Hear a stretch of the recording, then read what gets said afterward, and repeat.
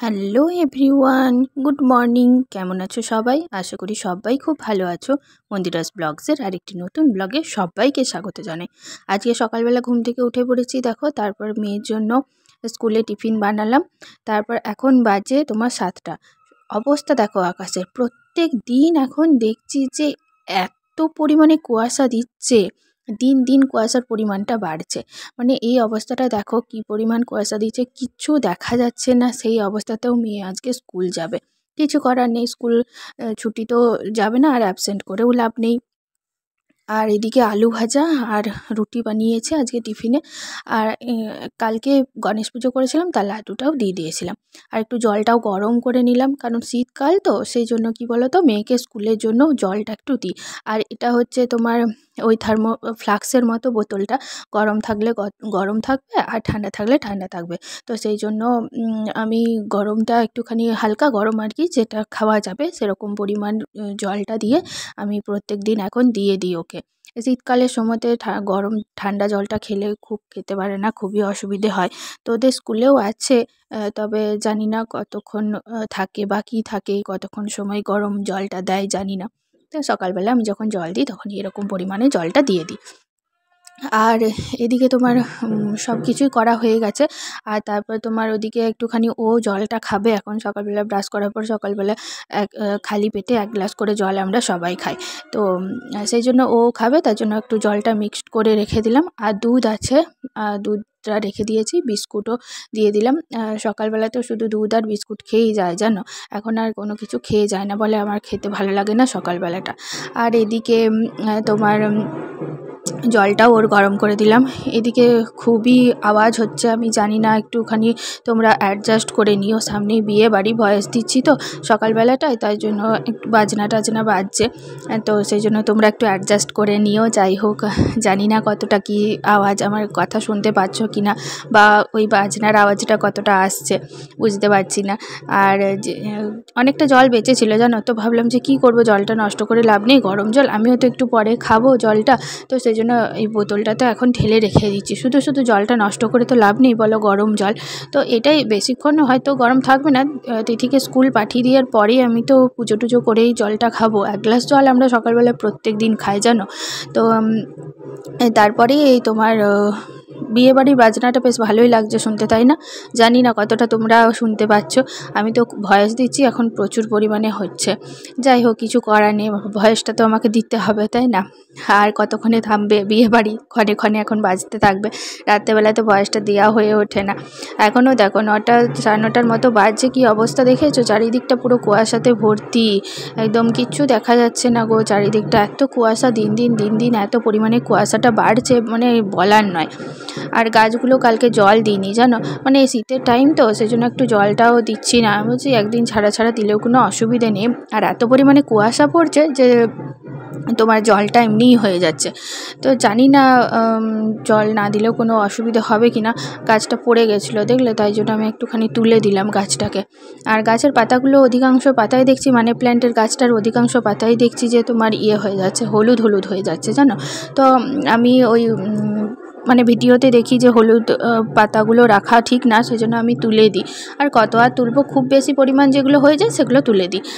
তো ওইটা একটু তুলে ফেলে দিলাম। আর এদিকে এই রঙ্গন ফুলের গাছটায় দেখো আবার কচি কচি পাতা বেরোচ্ছে। কি জানি কতদিনে আবার গাছটা হবে, হচ্ছে হোক, একটু বড় টবে লাগিয়ে দেবো ভাবছি। আর ওদিকে ব্যাম্বো ট্রিটাও পুরো অনেকটাও হয়ে গেছে, বড়ই হয়ে গেছে গাছগুলো। আর ওপরেও জেড প্ল্যান্টের গাছটা আছে, ওটাকেও নামাবো, নামিয়ে জল টল দিয়ে এবারে একটুখানি চলো। আরও তোমার সেই গাঁদা গাছগুলো এনেছিলাম, সেই গাঁদা গাছগুলো যেন লাগানোই হচ্ছে না মাটি দিয়ে। তো এমনি একটু জল দেবো, টবে এমনি জাস্ট বসিয়ে রেখে দিয়েছি। তো গাছের ওই হলুদ রঙের যে গাঁদা গাছটা রয়েছে না, ওটা দেখছি যে পাতাগুলো একটু কেমন ঝুনে ঝুনে যাচ্ছে, মানে ঝুড়ো হয়ে যাচ্ছে। তাই ভাবলাম যে চলো তাহলে একটুখানি জলটা দিয়ে দিই। মানে প্লাস্টিকে করে নিয়ে এসেছিলাম তো, মুড়ে টুড়ে গিয়েছিলো আর কি, সেজন্য পাতাগুলো কেমন ঝিমিয়ে গেছে। তো ওই জন্য আমি আবার তোমার পাতাগুলো ঝিমিয়ে গেছে যখন, তখন আমি ওই জন্য একটু জলটাও দিয়ে দিই। তারপরে ভেবেছিলাম গাছ ছাদের উপরে রাখবো, তো বারবার কে ছাদে যাবে আসবে, সেই জন্য আমি ব্যালকনিতেই রেখে দিয়েছি। ব্যালকনিতেই থাক, গাছগুলো একটু ভালো করে জল দিয়ে দিলাম। আর আমার ছেলে কালকে জল দিয়েছে জানো, ওই গাছগুলোতে দেখে না আমি জল দিই, তো আমার লাইভটাই দেখবে, দেখাচ্ছিলাম পুরো গাছগুলোতে কেমন জল দিচ্ছে, বালতির থেকে আনছে আর এক মগ করে জল ঢেলে দিচ্ছে। গাছগুলো আদৌ বেঁচে থাকবে না কি জানি না জানো। তো ওই গাছটাকে উপরে তুলে দিলাম, নাহলে বেটু আবার ভেঙে দেবে। তো সব গাছে জল দেওয়া হয়ে গেছে, এবারে চলো ভেতরে যাই, ভেতরে দরজা জানালাগুলো একটু খুলে দিই। তো এই যে মানে আমাদের বাইরে যে ডাইনিংয়ের জানলাটা আছে সেটা খুলে দিলাম। আর শীতকালে তো ভালো লাগছিল না জানো, এখনও 10টা 9:30 10টা প্রায় বাজতে যাচ্ছে, এখনও অবধি যদি এরকম আবহাওয়া থাকে কি কাজ করতে ভালো লাগে বলো। হাত পা গুটিয়ে মনে হচ্ছে বসে থাকি, কি অবস্থা, আমার তো একদম ভালো লাগছে না, মনে হচ্ছে যেন কিছু কাজ করব না। তো স্টাডি রুমটাতেও এলাম, তিথি রুমটাতেও, জানালা দরজাগুলো না খুলে দিলেও না ঘরগুলো কেমন সোতা সোতা হয়ে থাকে। ওই জন্য আমি যতই ঠান্ডা থাকুক আর যতই যাই হোক, আমি দরজা জানালাগুলো একটু খুলে দিই। ঘরে একটু রুমগুলোতে একটু আলো বাতাসটা পাওয়া দরকার, সেই জন্য খুলে দিই। আর এই রুমে পাশের রুমটাতে মশারিগুলো বিছানাটা তোলা হয়নি, তো চলো এবারে তুলি চটপট করে, একে একে তো সব কাজই করছি, এবার আবার এই কাজটাও করি। তো ওই জন্য এই দরজা জানালা সবই খুলে দেওয়ার পরে মশারিটা তুলে নিই। আমরা জানো তো রাত্রেবেলায় মশারি খাটিয়ে শুই, মশারি না খাটিয়ে শুলে জানো তো মানে মশা থাকে। শীতকালের সময়তে মশা থাকে, গ্রীষ্মকালে আমরা শীত কি গ্রীষ্ম কি সব সময়তেই আমরা তো মশারি খাটিয়েই শুই, মশারি খাটিয়ে শুতেই আমরা বেশি কমফোর্টেবল ফিল করি। তো ওই জন্য মশারি খাটিয়েই শুয়েছিলাম, তো মশারিটা ওই জন্য তুলে নিলাম। আর এদিকে তোমার লেপ টেপ, এই শীতকাল হলে না বড় ঝামেলা জানো, এই লেপ তোলো, কাঁথা তোলো, বালি তোলো, এক গাদা সব জিনিস থাকে, বাজে লাগে সব সময়তে তুলতে। তো যাই হোক, এই যে সব কিছু এখন তুলতে হচ্ছে, বিছানাগুলো মশারিটা তোলা কমপ্লিট হয়ে গেছে।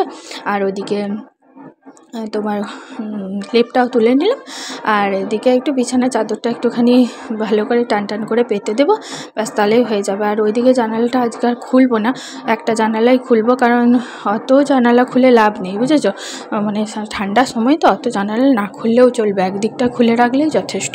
তো ওই জন্য একদিকে জানলাটা খুলে দিচ্ছি, আর তোমার তারপরে আরেক দিকে জানলাটা খুলবো না, এখন থাক একটুখানি। কোন দিকটায় যে যাব, গেলে যে আওয়াজটা কম আসবে সেটা আর বুঝতে পারছি না জানো, এত আওয়াজ হচ্ছে কি বলবো। জানালা দরজাগুলো সব খোলা আছে, তাও এখন ভয়েস দিচ্ছিলাম বলে জানালা দরজাটা একটু বন্ধ করে রাখলাম, তাও দেখছি যে প্রচুর পরিমাণে তোমার আওয়াজ আসছে, কি জানি কি হবে।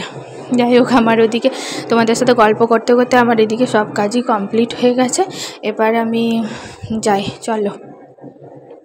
তারপর এখন সন্ধ্যাবেলা হয়ে গেছে, আর সেরকম কোনো শ্যুট করা হয়নি সারাদিনে। তারপর তোমার এখন বাবা একটু সন্ধ্যার দিকে চাউমিন এনেছিল, তো সেটাই এখন খাচ্ছি, মাকে একটু নিচে দিয়ে এসেছি, আর আমরা এখন 3 জন মিলে খাচ্ছি। সঞ্জীব এখনও ল্যাবে যায়নি, তো বললাম যে চলো চাউমিনটা তাহলে খেয়ে যাবো। বাবা প্রত্যেক দিনই কিছু না কিছু নিয়ে আসে, তো আমি তিথি আর সঞ্জীব খেয়ে নেবো এখন। আর ওদিকে বেটুও বসে আছে খাবার জন্য, উঠে গেছে, ওকেও একটুখানি প্লেটে করে দিয়ে দিয়েছি।